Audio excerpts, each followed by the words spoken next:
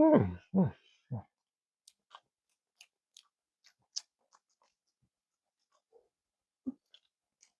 Oh, oh, eh.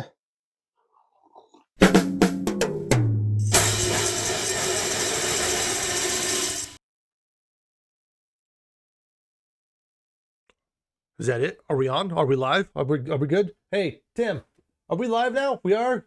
Put the sandwich down, dude. What's the weather like? Don't open the window. Come on. Never mind. Anyway, so hi everyone. Welcome back to 369 VNP. My name is Sean. Um yeah, let's get right into this. You saw the title of the video and you know what this is going to be about. So buckle up. Here we go. My name is Sean. I am 47 years old and I am an adult some days. Most of the time I'm mentally 12. Anyway, I'm 47 years old and I am autistic. Yes, I am on the autism spectrum. I also have something called ADHD. Okay. Yeah. See, that's not too hard, is it? Wait, there's questions. Why am I telling you this? Why am I talking to the mic like this? Why can't I just sit back here and just be normal? What is normal? Is normal a thing? Is that a myth? Probably. Lots to think about, lots of questions today. So we're going to go over it. We're going to get into it. Okay. Why am I making this video? And why am I telling you this? And what is autism? What is ADHD? And what does that mean?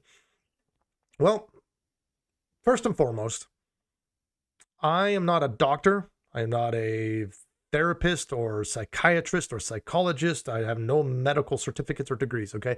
This is just me and my opinions and me telling you about myself and what I've researched and learned from seeing doctors and reading books and ciphering through the interwebs, some AI stuff, some YouTube videos, more books, and yeah. So this is what I've come to know about myself, and I'm going to share that with you guys today in hopes that with all the 8 billion people and rising rapidly, people or humans in this world, that I maybe I can reach and help one person. Okay, that's all I'm looking to do. Is I'm looking to help, inspire, maybe make you laugh a little bit. There's no ill intentions or misleading or background things happening with this video. Okay, this is just me being raw and unfiltered. Okay, you're getting raw, unfiltered Sean today. There's no script. I have no agenda on my plate. I don't know what I am doing for the most part. This whole YouTube thing's all new to me. Okay, doing this new platform that I'm doing right now to try to do a video is different. So, yeah, with all the technical things behind this, just to try to do this video, that's overwhelming within itself. And just doing this video is kind of nerve-wracking a little bit, but I think it needs to happen and it's going to be a good thing. So we're going to try to treat it with positivity. But again, I'm not no medical professional, nor am I doing this for attention. Okay, so there's no clickbait with any of my videos. My titles are basically just going to say what the video is about, and that's all I'm putting there. I'm not trying to make it attractive so you guys, I'm trying to make it fun with the thumbnails or maybe the content. But I'm not looking to do any fishing and lure you in with something that's not. Yeah. So with that said, I'm not going to try to make this drama. I'm not going to try to make it long. Again, though I am autistic and ADHD, so I will have moments where I'm like, ooh, that's shiny. Squirrel. Ooh, colors. No, I will have those moments and I apologize, but again, I'm not going to edit this. I want you guys to see it raw for what it is. Okay. And that way you can maybe understand a little bit more about me, and maybe about yourself or someone you know. Maybe you work with somebody, maybe you go to school with somebody, maybe someone from your past that you were like, oh, that makes sense now. Or for the future, just to have this knowledge in your toolbox. So that way, when you encounter somebody with autism or any of these disorders, I guess is what they're called, then you'll know that they're not a threat to you. Okay. And it's not a disease. You can't catch this. What causes autism? I don't think anybody really knows. No one, I mean, I got theories, but we won't get into that right now. We can do that on another day. But, you know, is autism a bad thing? No. But we'll get into all that too. It is not flaws. It is not damage. It is not something that needs to be resolved or solved or fixed or cured. There is no cure for any of these things.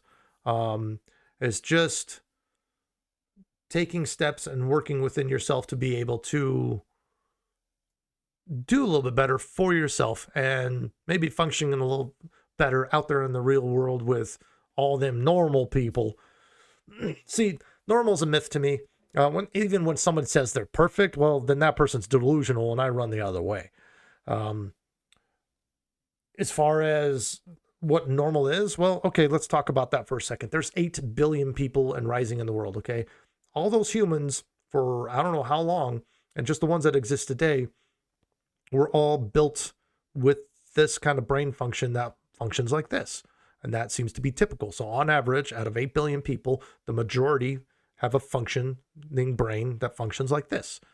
Okay. Then there's a small percentage that have a different way of processing and thinking and doing things. Okay. It's not that it's worse or better, and neither one is. It's just different. It's just, yeah. Okay. How you come to a resolution about a problem, like a mathematical equation or something like that, autistic person may go a different route. And then again, autistic person may go this route on something, but then a typical person typical thinking person or processing person may go this route on it, and then look at the autistic person. Well, that's cool, but why don't you try it like this? And then they may go, oh, I just didn't think to do that. And same thing, autistic person may be like, well, why did you just do this? And a typical person goes, oh, yeah, I guess I was making that a little too complicated. Or that's just it. That's all it is. It's just a different way of going about things. The main thing with most autistic and disorders like that is just a socializing element. Okay. It has to do with speech, and we'll get into all that. But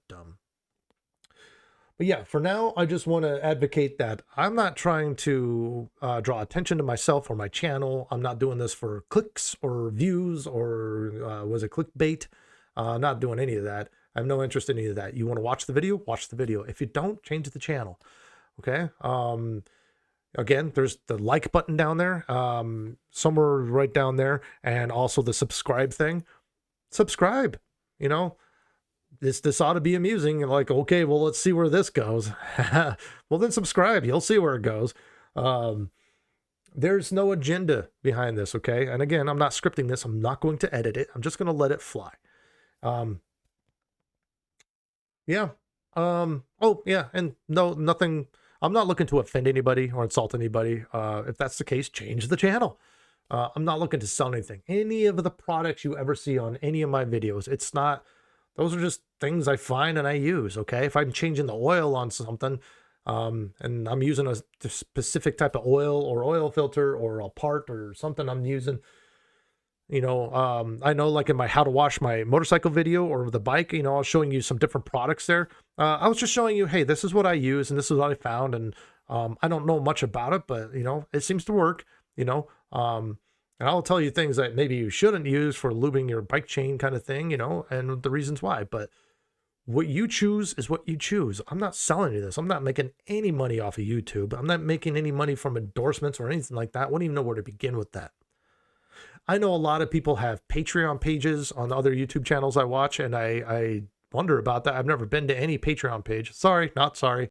I don't have that kind of money. Yeah. In the future, if this channel ever took off and had some overnight sensation, what do they call it, viral video or something like that, going viral, I don't know if I know what to do with myself. I'd probably do something really positive and good with the funds. I'd probably put it back into this channel, or I'd do something for my town or something like that. I don't know. Yeah. I don't know. You know, don't quote me on anything like that, because I don't know. I don't know what I would do, but I am doing this for my own fun. I like to learn different things and be creative. So that's mainly why I'm doing this. Okay. I want to help. Okay. I want to inspire.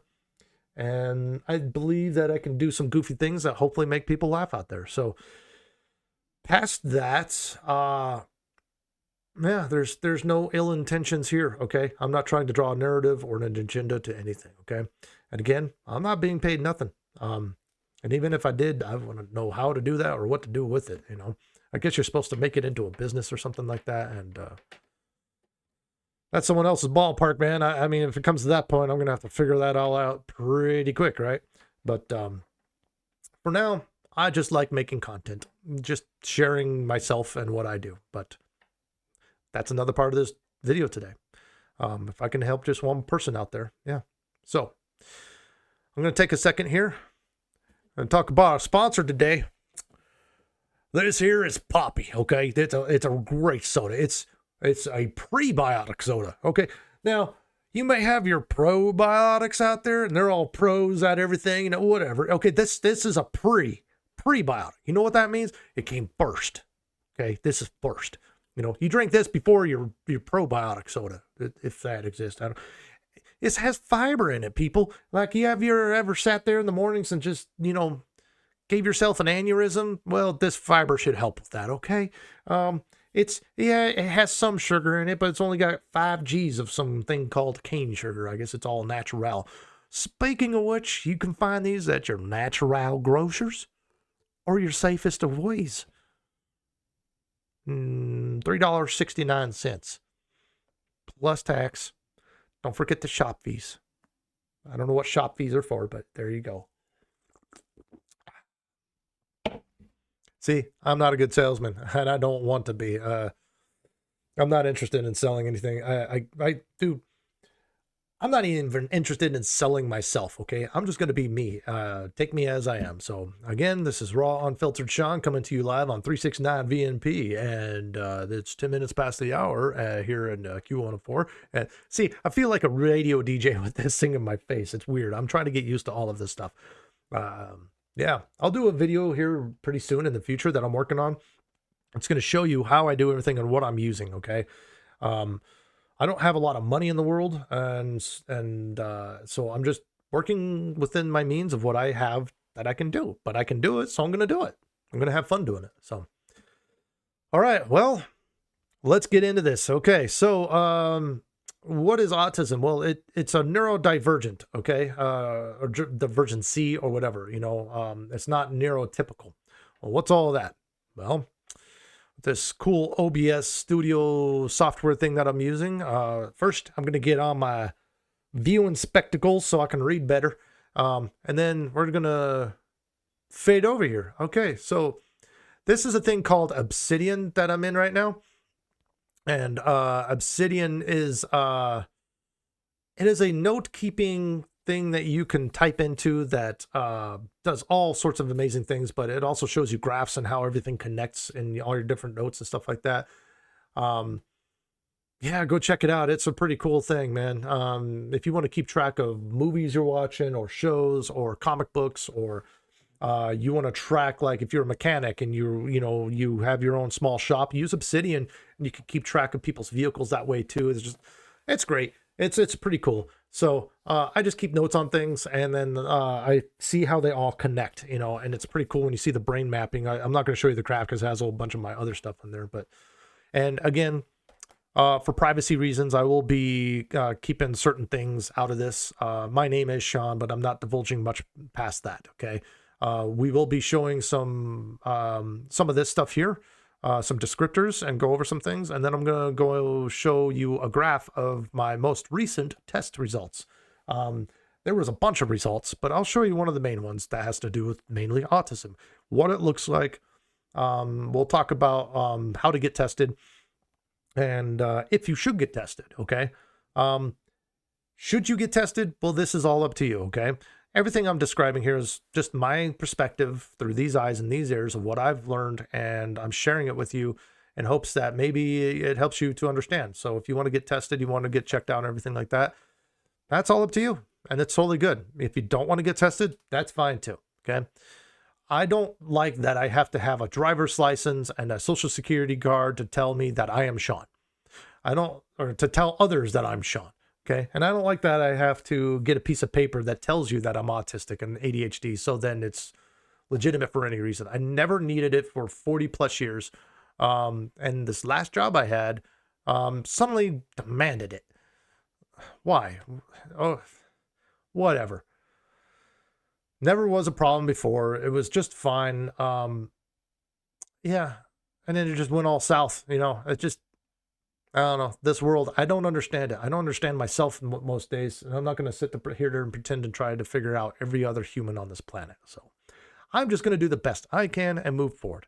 And anything that becomes a problem, I'll try to do my best to resolve or work within it, you know, but you can only go so far before you just have to throw in the towel and just walk away from things, you know? So, but at any rate, we're talking about neurodivergent right here. It is a non-medical umbrella term that describes people whose brains process, learn, or behave differently from what society considers typical, which is known as neurotypical. It embraces the idea that neurological differences are natural human variations rather than flaws to be fixed. I'm going to read through this and we'll come back to some things. Who is considered who is considered neurodivergent? The term covers a wide spectrum of cognitive development and developmental and mental health variations. Common examples include autism spectrum disorder, attention deficit hyperactive disorder, learning disabilities such as dyslexia, dyscalculia, and dysgraphia, sensory processing disorder, Tourette's syndrome, mental health conditions such as OSD, bipolar disorder, and schizophrenia. Why the term matters? Well, different strengths and struggles. Neurodivergence means a person has a unique cognitive strength like heightened creativity or hyperfocus. Yeah, that's totally true. Paired with specific challenges like executive functioning, socializing, and sensory regulation. And again, we'll go back through this and we'll talk about what some of this stuff means. Not a diagnosis. Neurodivergent is not a clinical diagnosis within itself, but rather just a descriptive identity. Focus on inclusion. Now, this is going to be a hot topic for some people, but I'm just reading what's here, okay? The concept promotes the idea that there is no right way to think and encourages society to provide better accommodations and inclusive environments for everybody. Okay, so that's the first part of this, okay? So, well, let's click over here. Well, what is autistic? Relating to or having the neurodevelopment condition of autism. That's all it is, okay? I just seen this up here, the phonetic. Autistic? Like, why is it? I don't... Okay, put it in the comments below. Do you think it should be AU? Or should it be AW, like autistic? Or should it be like AH, like autistic? I don't know, what are other letters? You could throw an O or an I or an E in there. I-tistic or autistic, or I don't know. So I don't know. That was just kind of, I just noticed that. It was a squirrel moment. And I was kind of like, didn't notice that before. Let me know in the comments below. Tell me what you think.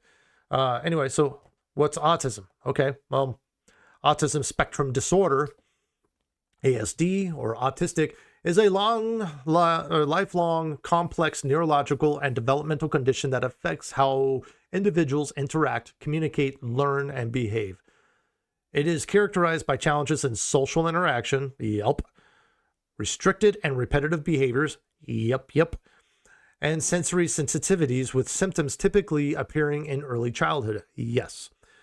As a spectrum, it affects people differently, ranging from requiring significant daily support to living independently. Okay, so that goes on the thing of low functioning and high functioning. Okay, I was very high functioning. I was able to live on my own for a while, and then I got married. So I'll probably pay for that later. Hi, baby, love you.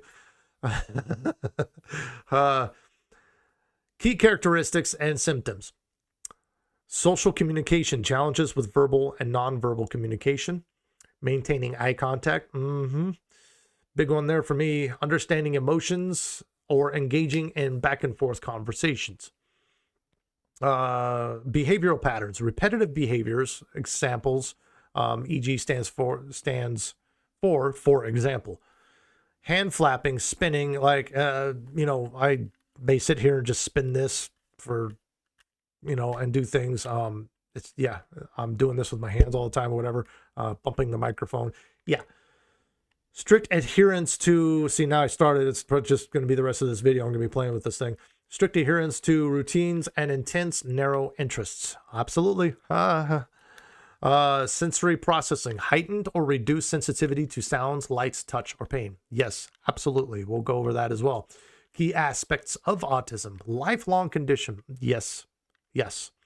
Like I said, there's no cure and there's no resolving this. It's just, it is what it is. Que sera, c'est la vie, such is life. While diagnosed in early childhood, that wasn't the case for me. It can be, today it's caught better. It persists throughout a person's life. Spectrum variability, whatever. No two individuals with autism are the same. Just like any human. No one's, even identical twins born seconds apart from each other are going to have little things about them that make them unique. Okay. We'll go back into that. So strengths and challenges vary greatly. Diagnosis and support. Diagnosed by professionals based on behavioral patterns. While not a disease to be cured, there it is, another one like that. Support includes speech, occupational, and behavioral therapies, okay? And so that's all out there. There's tons of stuff out there. Don't try to self-diagnose so much, but try to research and get to know yourself, okay? Don't just go, oh, well, it says this, so I'm autistic. Don't do that. Know yourself, and you can know that I'm most likely autistic, but probably go get a diagnosis. Just because this is very in depth, and I'll tell you why here in a second. Spectrum variability, no two individuals are the same. Strengths and challenges vary greatly. Diagnosis and support, diagnosed by professionals based on behavioral patterns, okay?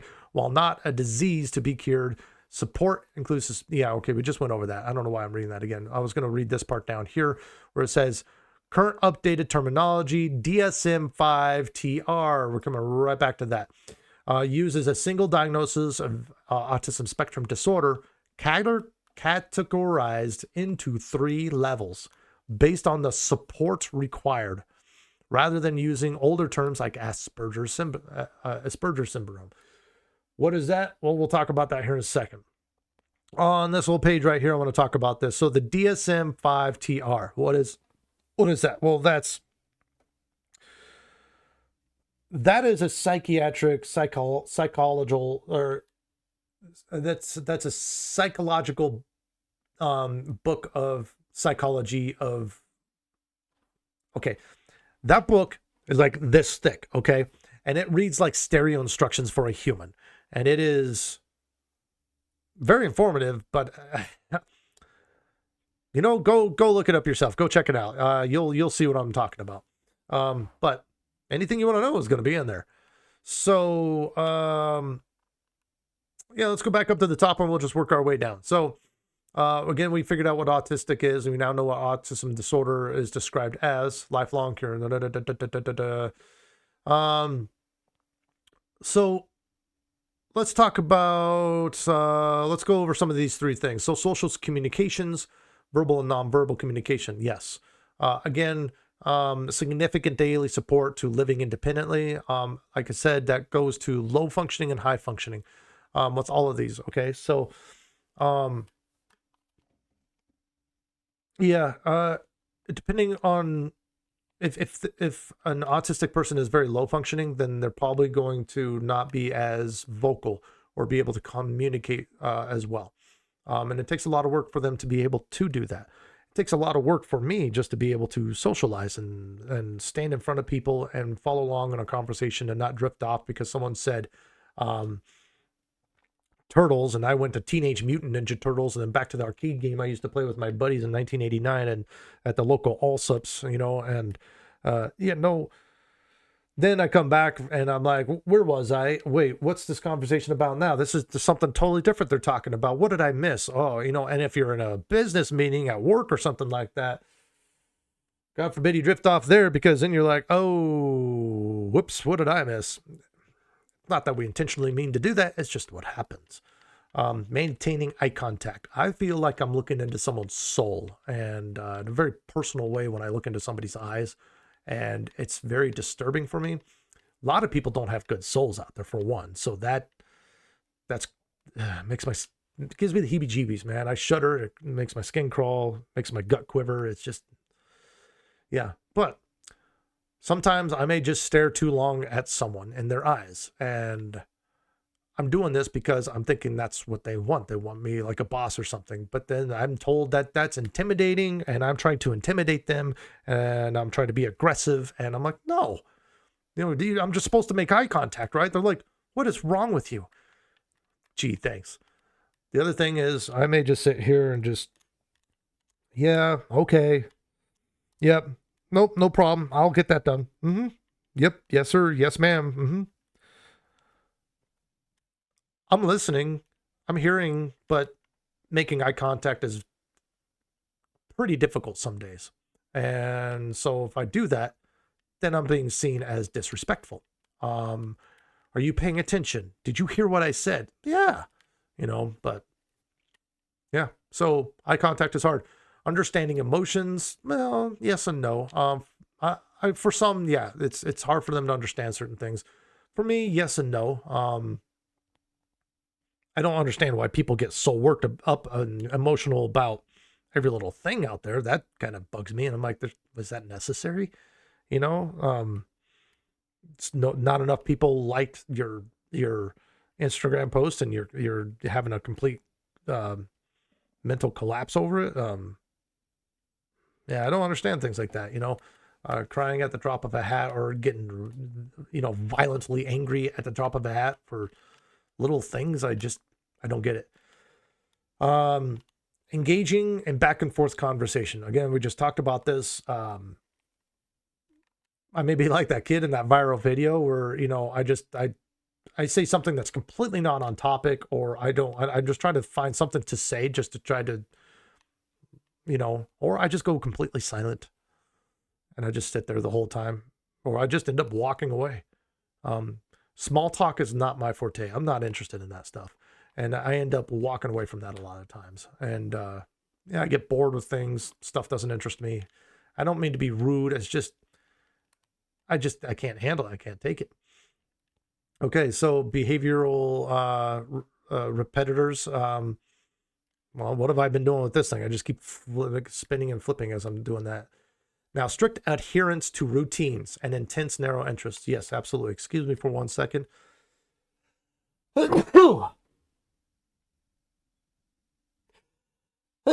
It comes in threes, so there's going to be a third one just down the road here.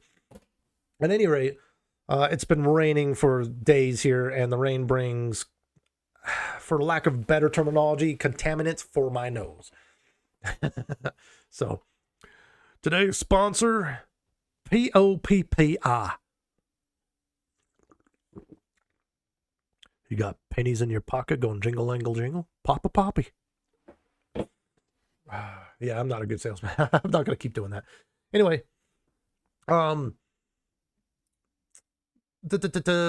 so where was I? Strict adherence to routines is, yes, absolutely for me. I never knew this about myself for the longest time, but started noticing the patterns myself. I need to have a routine. Not someone else's idea of a routine, but my own routine. I have to be able to do things. For me to be able to prep to go to work, like when I had a job that I had to be there at 5 a.m. to drive a semi truck, I had to get up at 3 a.m.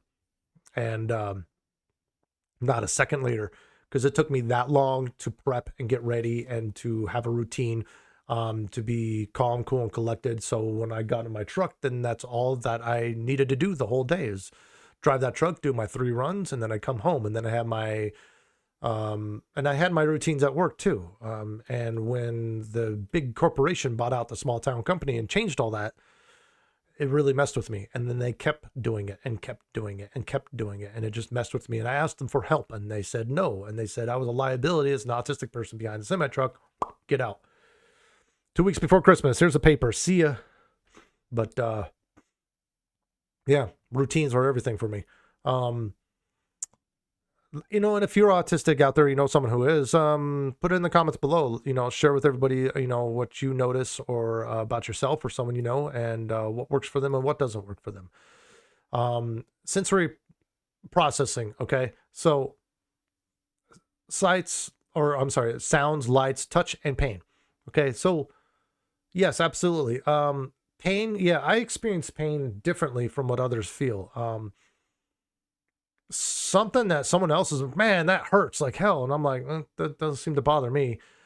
Then other times, something so small as like, you know, getting my blood drawn with a needle, just that little, oh man, stubbing my toe. I shut down for like 3 days because of that, basically, because the pain is so intense for me. It takes a lot to push through, which is just nuts, man. I don't understand why why it's like that, but it's just how I'm wired, I guess. But there's a whole different range of how people perceive pain, I imagine. But for me, that's that way. With touch is not only just human contact. It has to do with like my clothing, for example. Okay. By the way, this is the only one shirt of its kind. So if you're thinking that I'm trying to advertise clothing line or something like that, no, there's no apparel for this channel. Okay. This was something my wife made because she was excited that I was doing this channel and made this for me to wear on my channel. And so this is the only one of its kind. It probably is going to stay that way. In the future that I ever decided to go that route, I don't know what I would make or put out there. Just stuff with my logo on it, I guess. I don't know. But certainly can't use Pepsi. Cheers.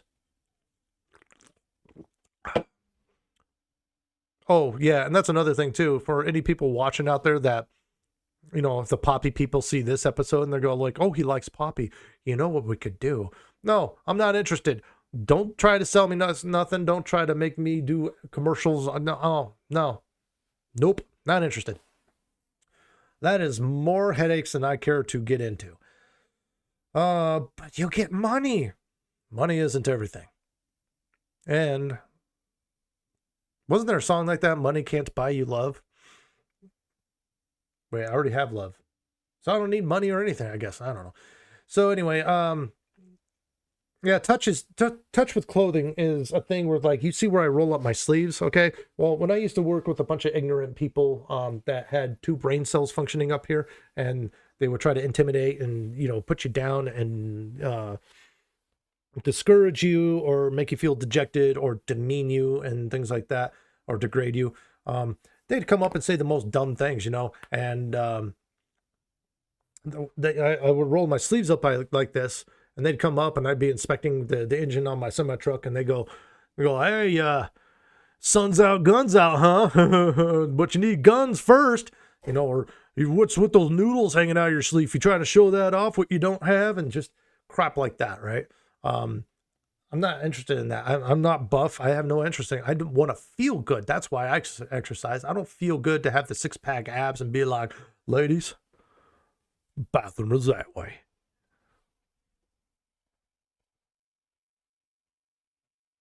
Work, damn you. So I'm not interested in that. Why do I roll up my sleeves? It has to do with this touch sensory thing, okay? If it's down like that, I don't know what it is, but it's just the perfect length when it falls into the crease of my inner elbow there, where I'm just like, it bugs the stuffings out of me. And then, like, I don't have that much of a bicep, but there is a little bit there. So, you know, when I'm working and stuff like that, it just keeps getting stuck there and just pulling and doing something like that. And so if I roll it up one time or a couple times, depending on the length of the sleeve, and it's just out of my way, and then I'm like, oh, yes. So you'll see me wearing a lot of tank tops or cut off sleeve shirts, you know, and there's a reason for that. Or I'll wear long sleeves. And if I roll up the long sleeve on a dress shirt or something, I either go to like here or I roll it all the way up to here. Never will it sit right here because it bugs me to death. I don't know why, but it does. Tags on shirts and stuff? No, absolutely not. They, as soon as I get a shirt, see ya. You know, stickers in my sock. Just that is like, I will pull the semi truck over or the bicycle. I will land the damn plane, and then I will get out and I will get that sock and I will tear off that sock and get a fresh new sock, and then I can continue with my life. Always wear Chuck Taylors. I have to wear short socks. I don't wear stuff to be fashionable. I am not interested in how I look to other people. I like what I like to wear because it feels comfortable. And then maybe I like the colors or something like that. Or I'm just like, it's bright and happy, or just, it's a fun thing for me, or it's something that I like, like wearing a Zildjian t-shirt, because Zildjian symbols, it just represents drumming and something fun that I like to do. That's all it is. I'm not trying to advertise or look cool for anybody. No interest in that. I cut my own hair, okay, because I can't stand barbers or anybody out there that cuts my hair anymore. A, costs way too much for something so simple. B, with some dog clippers and a vacuum cleaner, I got my own Flowbee and I just whatever, not literally, but that's essentially about what it boils down to. Yeah, touch is a big thing. And then I prefer fist bumps instead of handshakes because, again, that's another thing. I worked with ignorant people that, just, they're good people. I'm sure they got a good heart, but they just choose to be jerks. And so that's why, there's people like that just treat others like crap all the time, or talk down to them or demean them. They may be good people at heart, but if they don't show that to me and they don't have respect for others, and I see them doing this to other people too, you have an IQ of a brick until you prove me otherwise. That's how I feel about that. But shaking hands, they got to have a man's man where they're going to go shake your hand. And then okay, you could tell a lot by the way a man shakes your hand. If he squeezes real hard, he's got your back in a fight. Or, okay, when you're going to go talk to the car salesman, then he goes to shake your hand, you pull his hand. Don't let him pull you, because then he's got you, or he thinks he does, but you can let him pull you and then let him think you got it. No, dude, what's with the games, with the mind games? Just like, no, not interested. So I don't like all that stuff. For me, just fist bump. Not to be cool and hip or anything like that, but it's just always been a fist bump. It's just easy, simple, like, hey, how's it going? Hugs. I'm okay with hugs, I guess. I like hugs, but I don't know. It's just, it can be off-putting sometimes, and there's some days where I like hugs, and then a lot of days where I'm just like, just set the food down. Don't touch me. Like, I don't know. So, yeah. And as far as lights and sounds concerned, lights can be very loud. Sounds can be very bright. What do I mean by that? Well, if you've ever had a hangover, you know what I'm talking about. And if you haven't had that bad of a hangover yet, and you're a person out there that drinks, I'm not advocating anybody drink. Okay, you do what you want to do. But when I used to drink, the worst hangover I ever had, go to your local liquor store and look up something called Red's Apple Ale. Enjoy. Tastes like carbonated apple juice. You'll drink gallons of it, but then you'll spend 3 days in hell. It is not a pleasant thing. And then that's when you will fully understand what a very loud light means and a very bright sound means. Someone who isn't hungover turns on the vacuum, and you're then laying in the dark trying to put pillows over your head, and it just, or the sunlight finds the one little crack in the window, and it can go anywhere in the room, but it comes straight for your eyeball. Yeah, you'll understand that real quick. So, so we'll stop there on that page. We'll move on from that, but let's go back here.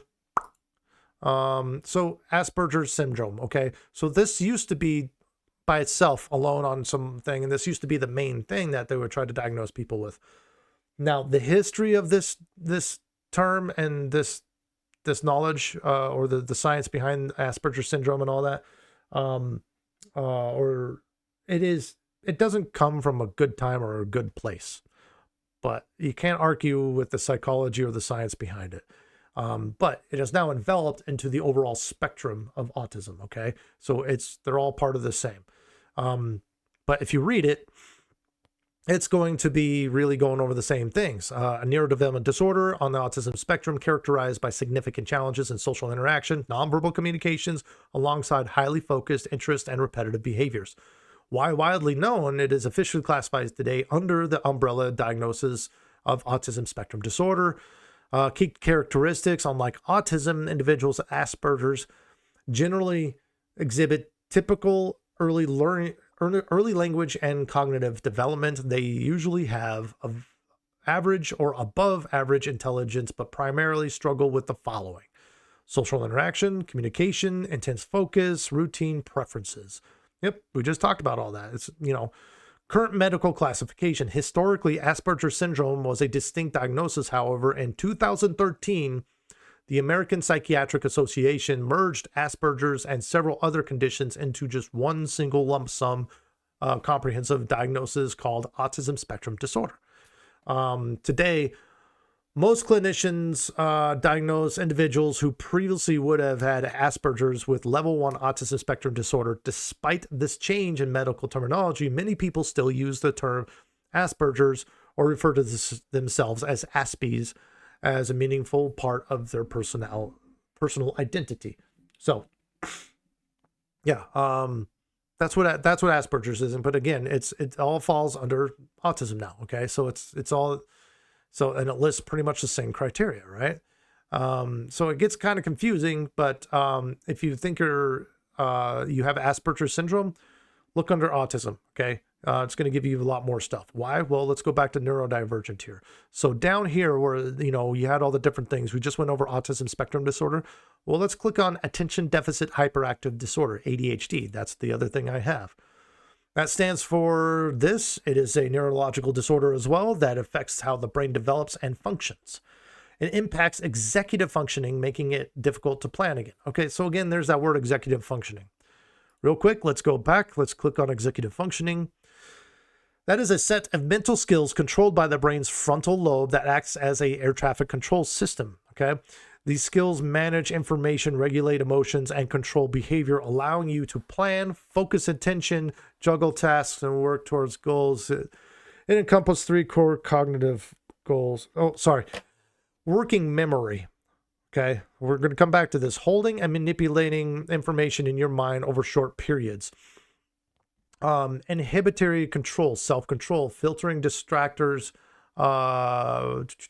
resisting impulses and staying focused, cognitive flexibility, adapting to new situations, changing plans, and thinking outside the box. Now, I don't know about you, but sometimes I actually like to get a nice cardboard box. If you really got the money, you can build yourself a wooden box, a nice hickory or mahogany or cedar end lining.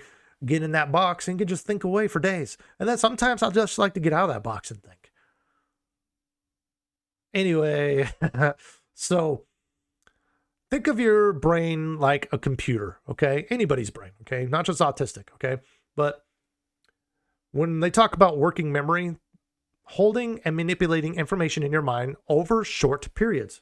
Try to think of, if you're a computer person, think of the RAM in your computer. Random access memory. That's what that stands for. Okay. So that means when you pull up an application on your computer or your phone, the RAM is running programs and little things that function needs to happen on your phone or your computer. And it's using the random access memory to do that, to help the processor and the graphics card or whatever to do all that, right? But when it's done there, it drops it out of the random access memory and it goes back into storage, which is your solid state drives and your disk drives, your M.2s. So if you think of your brain like a computer, think of it in that terminology. So that's what they're talking about right there. So air traffic control system, yeah, there are little guys running around up there doing all this stuff in my brain that's just like, it's just empty, My wife's brain, man, she's got like an entire country working in her brain of, and she has a database filled with everything I did wrong ever. You know, and she's got people up there day and night running errands to be able to, yeah. So I'm kidding, I'm joking, but I know I'm going to pay for that later too. I'm not that bad. You made me sound like a jerk to the whole world. Yeah. Anyway, she knows I love her. I'm just playing around. Yo, you want to seek revenge, baby? Make your own YouTube channel. Let me tell you about him. That's all her channel's going to be about. What did Sean do today? That pissed me off. Okay, so yeah, I just dug myself a hole, dude. I knew my wife for a week and was sitting there with her brother on a couch in her apartment playing PlayStation 2 or some game, Burnout Revenge or something like that, where you just wreck cars all the time.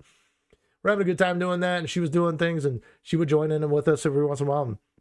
And I kept being a smart aleck about stuff, you know, and having fun. And I thought it was all laughs because I was getting to know him, building a rapport with him. And at one point, my brother-in-law leans over to me and he's like, "Put the shovel away." And I was like, "What?" And I looked over and I seen her. She's just like,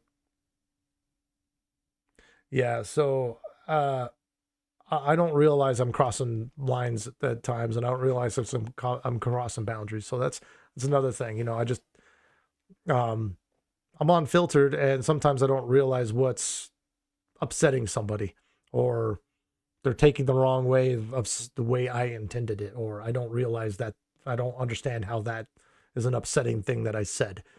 So yeah, another part of autism and ADHD, etc. So all right, so we're looking at a couple of these. So dyslexia, I'm pretty sure most people know what this is, but dyslexia, dyscalculia, dysgraphia are all the same thing, but just with different areas, okay?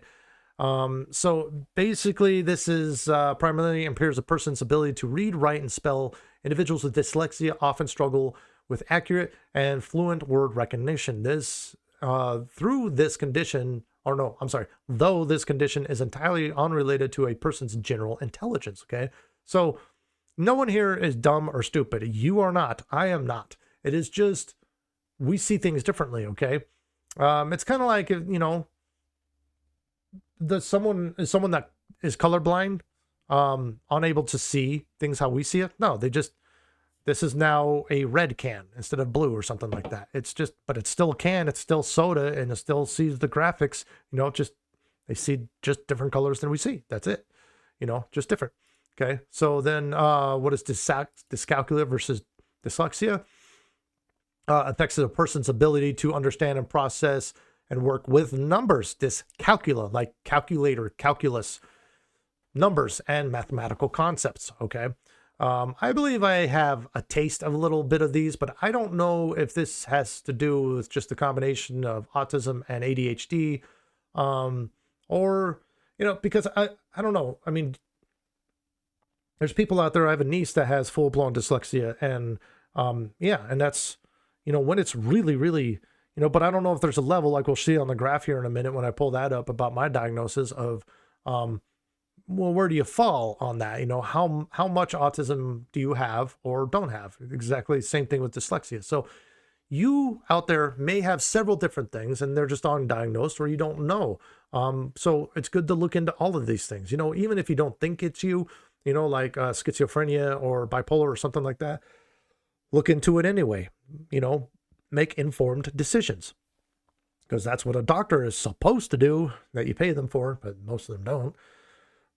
So sensory processing disorder. Okay, well, what is that? Well, that is a condition where the brain has trouble receiving, organizing, and responding to information from the senses. All right. Well,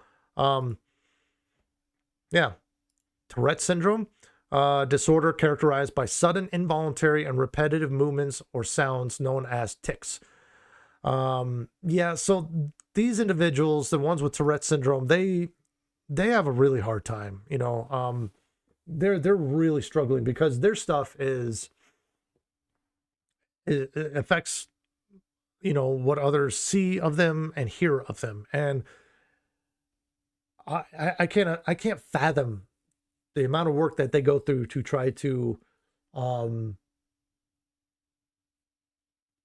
don't know. I don't want to say things like make themselves better or anything like that, because that's not the thing. You're not trying to get better. You're just trying to and I know, and it feels like you're trying to work hard to not be you, or things like that. But as far as Tourette syndrome individuals, yeah, they work very hard to try to curb the tics that they have, or bring them down to a minimum kind of deal. And and sometimes they just let themselves be who they are, and it is what it is, and that's fine. But it doesn't make it any easier for them. I mean, I imagine there's a lot of individuals out there on different levels of all these things that are just feel like they're ice skating uphill backwards most days. And it just, I'm there with you. I feel it. I can't begin to understand until, or unless I were to walk a mile in your shoes kind of deal. I can only tell from what I observe and what I read and others I've spoken with or worked with, and I know about myself and what I've been through and what I deal with, and that from what I have gone through, I have a big open mind, and I try to have patience and have some understanding, and and I'm always here to help if it's needed. It's pretty much all you can do. It's all anybody wants. So mental health conditions such as OCD, bipolar disorder, and just schizophrenia, what are those? Go look them up. So let's see, there's something else I wanted to focus on here. That's about it with all this. I'm going to switch to the graph now and talk about that. But I do want to go over, I've been holding my finger like this to try to keep my memory alive and working on this. When I talked about, let's think about people in history. Who do you think that was neurodivergent or maybe had autism and stuff like that? Well, and maybe they didn't know it because, like I said, in the 80s, it just wasn't a known thing. So way before that, yeah, I mean, it wasn't even a research thing until like mid 1900th century kind of deal. So I would say that I really suspect and wonder if one of my heroes, Eddie Van Halen, was on the spectrum somewhere. Because if you read his brother Alex Van Halen's book called Brothers, about him and his brother and how they grew up and things like that, and you from Alex's thing, you look at Eddie and how he was when he was the rock star kind of deal, and you look at what he was doing with what he did with guitar and amplifiers and stuff like that, and music in general, and then how he was with people. And he was introverted kind of deal. He liked to isolate. He had difficulty in big settings, even though he's a rock star and he's out on that stage all the time. Still, I imagine the stage still provided some kind of barrier to help him feel protected, but doing meet and greets and stuff like that. See, my sleeve unrolled and it's bugging me, so I got to roll it back up. But yeah, I kind of wonder. I kind of suspect, and he did a lot of coping through drugs and alcohol. And I kind of know what that's like with the alcohol part, because I think I was doing that for a long time. And, if we knew then what we know now kind of thing. But yeah, and how brilliant he was at things. He wasn't just a musician. He wasn't just a guitar player. He came up with some unique way of playing an instrument, and he wasn't just only a guitar player. He played so many different instruments. He started out on the drums. He was a great pianist, and he, obviously virtuoso on guitar, but it wasn't just that. He would pull things apart and build things and experiment with guitars and amplifiers. If you read some of the books, he blew himself across his garage by messing with capacitors because he didn't know what a capacitor was. He would just want to see how it worked. He started playing with it. And he had this vision of a sound in his head that he wanted to achieve. So he's like, okay, well, I'm going to start looking into everything. The guitars, the pickups of the guitars, strings, the bodies, every part of the guitar, right? Cables that connect the guitar to the amplifier. He's going to look at the amplifiers and then the cabinets where the speakers sit. He pulled apart everything, destroyed so many things, and looked into stuff and built so many different things. And yeah, well, what's that there? boom, that's a capacitor. I know what that's like. I've been there. So what is a capacitor? It's a short-term battery. So it pulls in and holds power. When the power's turned on, it fills up with power. And then when the power shut off, it slowly drains over time like a battery does, but it's even a shorter term battery. But it is there for something like, let's say, old school car. You know, you have your radio and it has a clock on it. Well, that capacitor would stay alive after you turn off the car to keep the memory going for the clock, you know, just to keep time. Things like that. But they can hold a lot of power and they'll blow your butt across the garage for sure. So yeah, did Eddie Van Halen have some kind of thing on the autism spectrum disorder? I think so. I believe so. Well, let's look at other characters. Howard Hughes. He was great. He did a lot of cool things with aviation. Did a lot of interesting things with the movie industry too. And I don't think movies or flight would be where it is today if it wasn't for him. Yeah, he probably was. He had something going on there. I most certainly had some high OCD going on. If you read up on him, you'll see that. Individuals like Nikola Tesla. He's another one of my heroes. Yeah. Isolation. He never did anything unless it was divisible by 3. Yeah. I believe, yeah, he was probably on the spectrum. You keep going back through time, you're going to probably find some individuals that you kind of go, So, how long has autism been around? Well, probably longer than we're going to give it credit for. How long is it going to be around? I don't know. It may just be the new human. Buckle up, normies. I'm just kidding. That was messed up.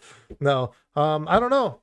I know what I am, and I know how I function and what I got to do my days. And que sera, sera. It is what it is, right? Whatever will be, will be. So, all right. So we're going to go to the graph now. Now,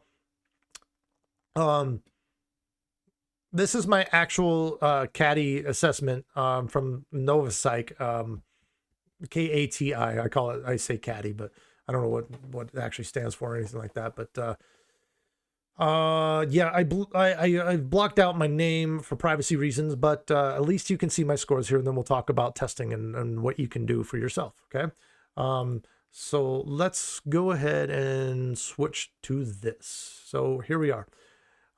Here is the graph here that you're looking at, this pink bar. And now you're wondering, okay, well, what's all this and what does all this mean? Okay, well, now we're going to look at these other parts up here. So right here in the green, it says non-autistic, 50th percentile, but non-autistic is what you should focus on. And over here is autistic. So here's the cutoff. So this side of it, you're autistic. This side, you're not, but you show symptoms and you have tendencies, okay? So this is my overall autistic trait level score, okay? So the cutoff is about 139, looks like, for being autistic. What these numbers represent, I don't know. They're numbers. But 139 is the cutoff, okay? After that, you're autistic, right? And this is the 75th percentage that people are in, so I imagine 100's about here. 210 is the maximum, right? Right here. That's me. 192. That kind of took me back. Because the last time I took an autistic test for autism, wasn't really for autism. It was way before 2013. It was like 20 years ago.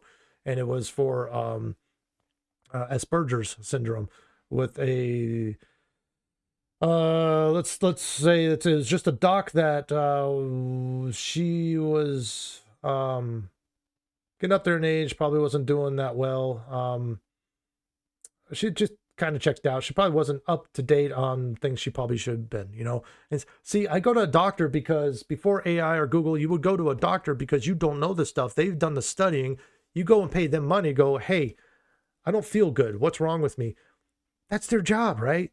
you know, when they don't do the research and they come into an exam room or come into the therapy room or whatever, and then they open up a chart and go, okay, so give me a second here, I got to look at this over. You know, oh my God, you know, and there's nobody doing prep work anymore. You know, I don't know, but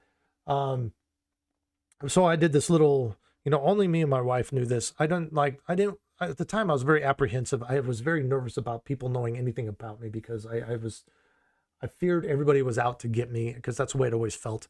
And that any kind of information they got about me that they probably would have attacked me for, I try to hold it close to the chest. You know, I didn't want to let it out there. So, but I wanted to know, and the reason I wanted to know this now, and I went and redid a modern test, is, and, you know, got the official diagnosis piece of paper saying I am what I am. I wanted to have some blanks filled in. I wanted to know more about myself and how I'd function, or have some confirmation that what I was thinking was accurate and the steps I'd been taking were the correct steps, or that, no, I need to do this instead. You know, that kind of thing. I need questions about my past answered. I need to know what to do to have a better, brighter future and enjoy the rest of my life. Okay. We only get one go around at this, people. So do what you want to do. You don't have to do this, but if you feel like you want to, this is what it's going to look like. This is my result. This is just one of many. Okay. So this is Caddy scores compared to non-autistic and autistic distributions for males. Okay. That's my score at 192. I knew I was most likely autistic, but I thought maybe I'd be here right around the cutoff or something, or maybe just on the other side of it and be like, okay, well, but I still have to probably do some things. Nope. Bing. Pegged. Especially with social interactions. So if we look at this one right here, that is a measurement of difficulty with social cues, maintaining friendships, and understanding social situations. Boom, pegged. Okay, now don't look at these numbers above, because this actually is all relation to these numbers here, 35 being the max, okay? Oh, now I've gone and done it. What happened?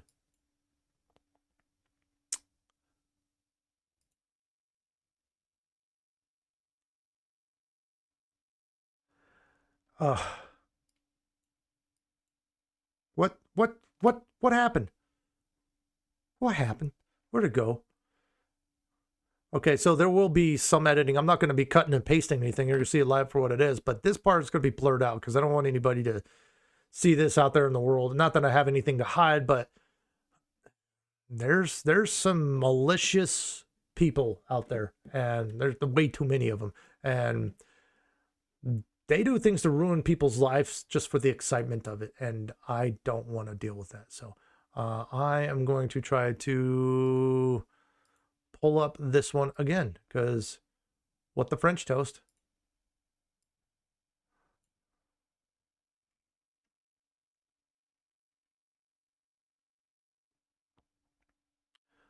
Okay, so let's try this again. Sorry, please excuse the interruptions. We'll get back to our regular scheduled program sometime here soon. Okay, so now we're back and you guys can see the graph again. Okay, so social interactions. And like I said, again, down here, we saw the cutoff is, I'm going to be very gentle about this time, 35. Okay, so now we're going to go back up here. So this big blue one, okay, it's pegged at 35. Okay, here's this little blue highlighted area is like that, you know, the average. This is where most people reside, you know, and the green is when you're not. So boom, I'm pegged out of the ballpark. Measures difficulty with social cues, making and maintaining friendships, understanding social situations. Yeah, my score is, yeah, it suggests significant challenges in social navigation. So yeah, when you're told by people you work with or told by your boss or your job hangs on the balance, and they're like, you know, you're just not fitting in here. So best of luck to you. I told you I'm autistic. Look, I'm not trying to be difficult. That's not my intent. I just like, people are like, so how was your weekend, man? Did you do any hunting? You know, did you watch that football game? And I like turtles. That's what I do. I seize up. I can't. You know, okay, if anybody's ever seen the Big Bang Theory out there, imagine Sheldon mixed with Kutha Padre. So he, like, where he couldn't talk to women and he seized up, like, that's me with everybody. Okay. But I'm also like Sheldon in the way where I give opinions and thoughts to things where I probably shouldn't, and I don't realize it. And then all of a sudden I'm just sitting there like befuddled, like, why is everybody mad now? Yeah.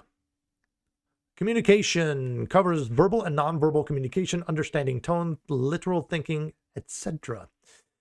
So yeah, that's pretty strong right here. So if this is 35, then I'm guessing this is probably in the 20s. No, actually that's 32. Okay. So social camouflage, that is 28. And I think this one actually is higher than what this actually read out as. Because I do more of this. I'm getting better with my age, but I'm now within the norm apparently. But when I was young, dude, this was pink. Like, it probably broke off the chart and went into space. But yeah, social camouflaging, how much you consciously or unconsciously mask. We'll talk about masking here. Or hide your autistic traits to fit in. I just talked about that. So, self-regulatory behaviors. Again, I'm up at around 32, 31. That is stimming, like I keep flipping this and doing things with this, or routines, repetitive behaviors, sensory self-soothing. Okay, so that's keeping me calm, keeping my anxieties down, allowing me to think more clearly and process information better. And yeah, it's if I don't do that, it's not a fun day. So, and I have people get irritated with me because I start messing with things on their desk when they're talking to me or something like that. You know, I'll pick up a paperclip and they're like, what, leave that alone. What are you doing? I'm trying to pay attention to you and your diatribes, and you're boring and I don't like you. I don't know. No, that's not the case. There's very few people that I actually don't like, you know, that I haven't on any kind of list of, like, you know, stay away from kind of deal. Because I have an open mind and understanding of most individuals, even when they're just having a bad day, or just, you know, I'm not their kind of people. And I just, you know, but it's the individuals who attack incessantly, consistently, because they don't like you and they don't want you to exist on this planet. Those are the ones that make the list. What kind of list am I talking about? I don't even know. They're just a person that I like, get away from. I don't want to be around that person. So yeah, cognitive flexibility, that's another one that's pretty high. It's the second highest here, almost 34, you know, just above 33. Ability to switch tasks, handle change, and deal with uncertainty. Yep. Like I said, that last job I was at, they found the playbook of how to make an autistic person lose their mind, and they followed it to the T. And this was one of those things, you know, change all the time, change every day. And I couldn't deal with the uncertainty of every day I was going to come in. I thought I was going to be fired. You know, just, I was uncertain about everything. People were messing with my semi truck. Okay. They would flatten tires. They would do things to the engine. I'd find the hood popped when I get there. They would mess with my interior, mess with all my controls in there. They'd move my seat around, or and they weren't giving my truck to someone else to use, because you were assigned a truck and that was yours. No one else used it. But then, yeah, I'd come back and find all these things. They'd mess with my trailers. They stick little cones to it, you know, to see if I'm paying attention to something. So I got paranoid about things. Or, yeah, they would disconnect my trailer to see if I would if I would notice before I took off. And just, yeah. So yeah, it was yeah, it sucked, you know. Every day I was so uncertain, and I was so exhausted. I was tired all the time, like unbelievably. Like, autism drains you already, but when you have a 60-hour job, that drains you even more. And then when you're dealing with people as an autistic that are just the most abrasive humans you have ever come across. Not ever, but in recent times, yes. And it just drains you, man. Over 2 years I did that job. I liked the work. I liked driving a semi-truck. I liked doing what I was doing, but yeah. So anyway, we'll get back on task here. Switching task, yeah. Sensory sensitivity, the pink bar, the final one. How sensitive to lights, sounds, textures, and smells that you are. This is a classic one, but yeah, 32, boom, right there. Most of these, I was well above all of this, okay? The masking is the only one I was in. The communication was way above normal. And overall, so yeah, yeah, so that's that. Now, if you yourself, you want to go out there and you want to get tested for autism or anything like that, most doctors will actually do this. You can go see, I forget, one's a psychologist and the other one's a psychiatrist, and I forget. I think psychiatrist is the one that you'll go see. Psychology is the one that does the medications. Am I right on that? I can't. It's twisted in my brain right now. I can't remember, but go look one up. Check their qualifications and things like that. You know, you can check out the prices and things like that. The person that I went to, they just had a flat rate fee of about $250 to do this test. And how that worked was and a lot of these people do a teleconference deal, which is great. So through your computer or your tablet or your phone, I just set my phone up on this little stand thing that it's on right now, this little gimbal stick thing. And I just sat in my house on a comfortable seat on my couch in my living room and set that on the table right there, aimed the camera at me. And then we did the phone call, initial consultation. I wanted to say confrontation because that's what it feels like, but no, consultation. And they just ask some questions, get to know you a little bit. And, you know, you talk to them about, you know, what daily life is like or how difficult things are, or, you know, and then upon that, they may decide to test you or not and when they test you, they may want to test you for several different things that maybe even you're not, just to have contrasted comparison.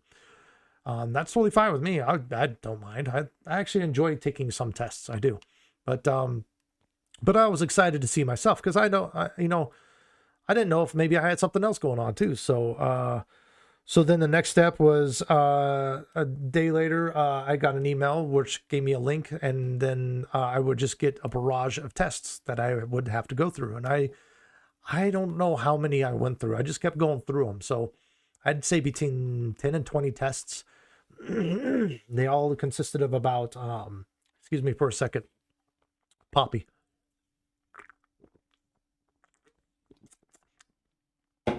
Ooh, that's wild. And it's very good too. Did it? So,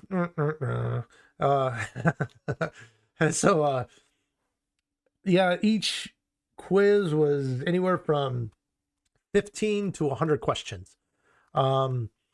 Multiple choice, not a lot of thinking, but how honest you are with it is the results you're going to get. Okay. So I just opened myself up and I just bared my soul kind of thing. And I just like, yep, nope, yep.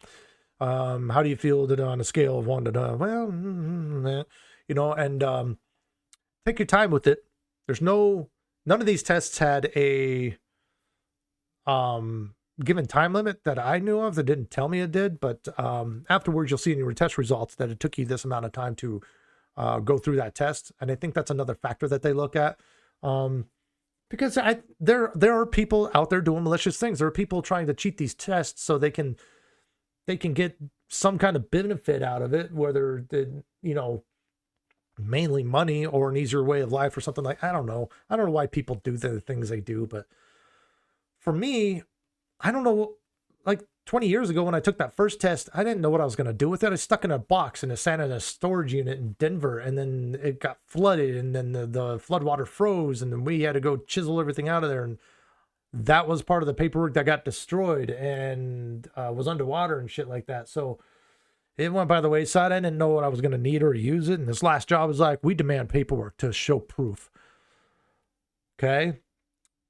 Well, I was able to get something that I was going to show them, and I had that paperwork, and I was about to get out of the truck that day, and I was like, you know,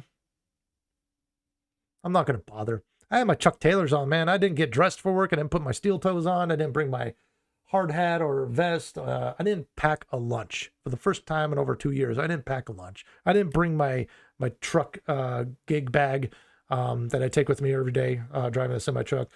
I'd already taken all my tools and everything out of the semi. I know the tune of this song. I know what the lyrics are going to tell me, and I knew what was about to happen. You know, hey, come in and we're going to talk, and you can give us that piece of paper, and then after that, we'll dispatch you. Oh, we got shirts. You can have a shirt. I don't want a shirt. Like, no, you should get a shirt. Is it a required uniform now? No, but you can just have a shirt. No, not interested. And they kept pushing and kept pushing. You know, and I went in there, slid the paper across the desk. I was like, fine. And I walked out and I left. I just sat there in silence. I didn't know what to say. I wasn't angry. I wasn't sad. I wasn't happy. I felt relief. I don't know if that could be considered happy. I felt relief like, oh, I don't have to be around these abrasive, ignorant fools anymore. And yeah, I don't have to try to battle to try to get a paycheck anymore. I can just go breathe for a minute and recharge and just get back to being Sean again. I can find my happiness again. I can start playing in the sun and having fun, and that's what I've been doing, and it's doing good, you know, and we're doing okay. We'll live within our means, but at some point I may just, I don't care. I may just go flip burgers, you know, I mean, don't matter to me, but I prefer to do something more meaningful in a way, or more interesting, but at the same time, I would prefer to be a janitor at nights, like at a building or a school or something like that, where I'm away from people and I can just put my tunes on and just vacuum or something, mop. You know, I wouldn't even care if I was cleaning toilets at that point. That doesn't bother me. It's just, you know, and I'm a germaphobe, you know, and I'd rather clean a toilet than hang around humans. What's that tell you? Is it me or is it them? Or is it a combo meal? You know, I don't know. Days, I think it's a combo. Then there's days where I know it's not me. That's a lot of days. And then there's days where like, no, it's me this day, you know, and I just need to. But I know that, and I keep to myself, and I don't bother other people with my malfunctions or whatever's going on, right? Because I don't think that's fair, and I don't think, you know, it's okay. And some people may be okay with it, but I'm not going to do that to them, you know? So, but yeah, so that's kind of how that went, all right? And so then after that, after I left that job, and then I kind of, you know, was talking with the missus about it, and we were talking about it. She's like, you know, maybe for the future, just have an updated test. I was like, yeah, I guess. Because I never needed it before. No, I just, it's not something I'm going to keep in my back wallet to everywhere I go. And I'm not going to whip it out at the local Allsups or 7-Eleven and go, hey, do I get a discount? Okay. You know, that's great for military people. They've gone through some hell themselves, you know? So to get a small discount at some places, shit, yeah, I'm all about that. Go for it. Do I need a discount for being autistic? No. Do I need special accommodations? No. Do I need to be treated with kid gloves? No. Do I need, you know, people to think I'm special or walk on, you know, eggshells around me? No, it's none of that. It's, I just need to have my routine good. And then, dude, I can give 110%. And when I am doing that, when I first start a job and things like that, people are like, wow, you are awesome. I'm not trying to toot my own horn here. There's no ego about it. It's just, this is what I observe. I don't think I'm that smart. I don't think I'm that brilliant. In fact, I was told I had shit for brains for most of my life. So I never really believed in myself for the longest time. I never thought I could do things. I was told I would never drive a semi-truck, or I couldn't be a mechanic, or that I wouldn't be able to fly a plane. No, Sean, first off, that's way too expensive. B, you really got to be smart for that. You really got to know math and stuff like that. And you just won't, it just don't, you know, find something else to do. Here's a nice book. So I don't know why, but I went on a mission to prove all that wrong. And I did. And I'm doing just fine with it. And so now it wasn't so much to prove this other person, but to prove to myself that what they said was not true, you know. And that took up a good portion of my life, but damn it, now I feel good. And now, as I'm showing you with this channel and all these different things I can do, check it out, man. Look at all this cool stuff that you can do as an autistic person, as anybody out there. You don't have to be autistic. It's just a neurotypical person out there. Dude, you can do anything you want to do, okay? And don't be afraid to try things, okay? Yeah, some things just not in your forte, okay? Some people are great at books and mathematics, but mechanicking or welding is just not their forte. Some people, they all they like to do is welding or work on cars, you know. But to try to have them work in a tax office, that's probably not going to work good, you know. Some people want to cook, you know. So to put them put them in a plane and tell them they're going to be a pilot, why not, you know, maybe that's not your thing, you know? So, but try stuff. You know, I know Yoda said, do or do not, there is no try, but you know what? Try to do some things, you know, because if you do some things and they don't work out, at least you know, yeah, at least you know.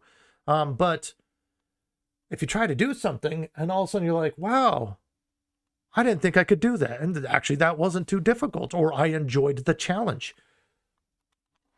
I didn't think I could ever solve one of these, okay? I can do this in about, I don't know, I think 2 minutes or less. If you want to see that in a video, let me know. I'll do it. You know, and I'll scramble it right now just to show you I'm not messing around, okay? If I didn't think I could solve it, I wouldn't be doing this, because especially with my autistic brain, I'd be like, oh, you know, okay, it's scrambled. I don't know what to do there. I know what to do there. But do I understand the algorithms to this? The mathematics behind it? Kind of. I looked it up once and kind of started to understand it. Is that what I keep in my brain when I'm doing this? No, I see patterns, okay? When I see patterns, I started seeing that, cut this into sections and do little bits at a time. Kind of like making learning a song on drums or guitar, or making my song, you know, or making a video, sections, one thing at a time, okay? So if you look at things in an aspect of that, and you go about life and try things, don't try to do the whole damn thing. Just try to do one little part of it at a time and get a taste for it. And don't just try something once and go, you know, and just half-ass it and barely get your feet wet with it and just, no, I don't like it, or that's not going to work, or do things in 3, people. Nikola Tesla was not wrong, okay? He said, if you only knew the significance of the numbers 3, 6, and 9, you would have a key to this universe. He wasn't wrong, okay? So I really find that a lot of things that are divisible by 3, or if I do things in 3, yep. Big decisions in life. You're going to buy a car. You know, you decide you want to get a new car. Excuse me, I don't know what's going on there. Maybe I've been talking too much. In fact, I'm pretty sure that's what that is.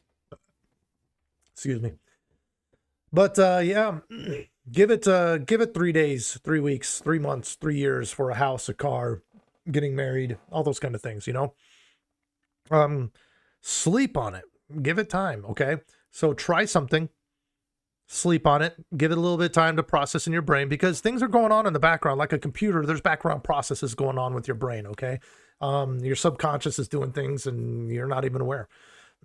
But you will understand that it has been doing things when suddenly you're like, oh, I get this now. So try something at least 3 times. I'm going to do a video about learning to ride a motorcycle, or what it takes to get a CDL to drive a truck. If you want to see that, let me know in the comments below.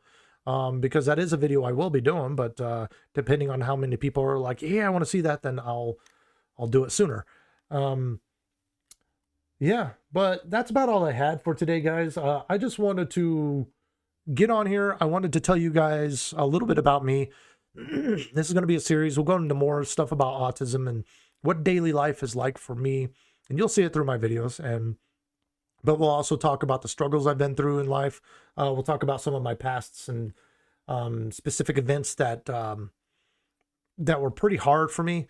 And now looking back with the autism hindsight 2020 I vision that, yeah, I understand why now, and it helps to fill in the gaps and helps me to go, okay, well, I'm not upset about that anymore. Okay, that makes sense. It computes. It's logical now. Okay, the mathematical equation has a resolution to it.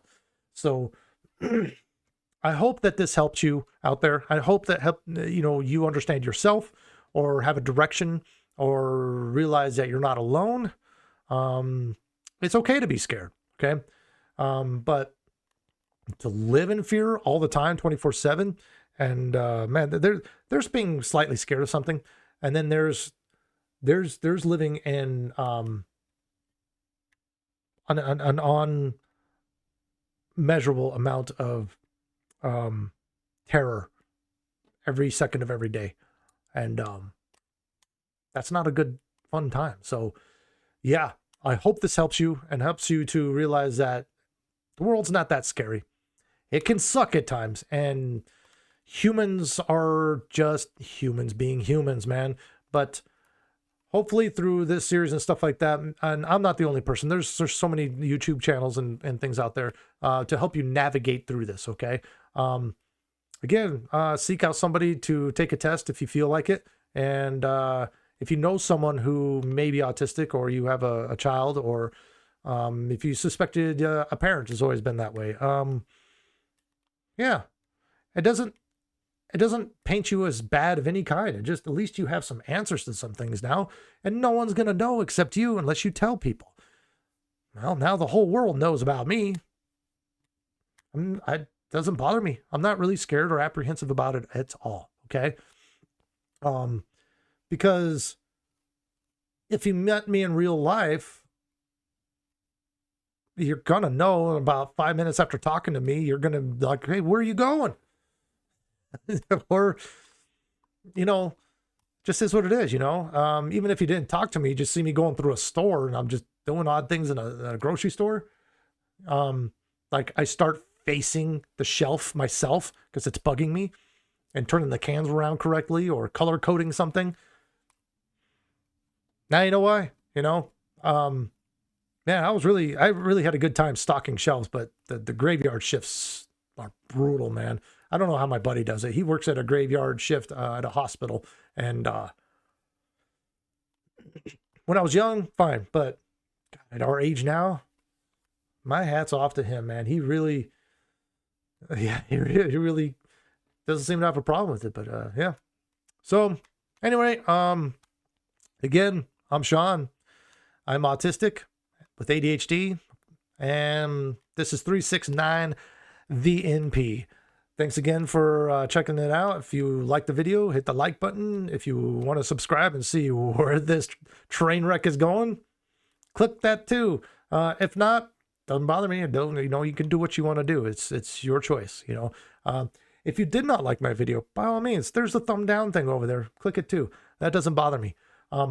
These videos are just going to be out there for those that enjoy them or can get some kind of use out of them. You know what I mean? So have a good one, guys. We'll catch you on the next sign. And yeah, till then, be good to yourself and have some patience.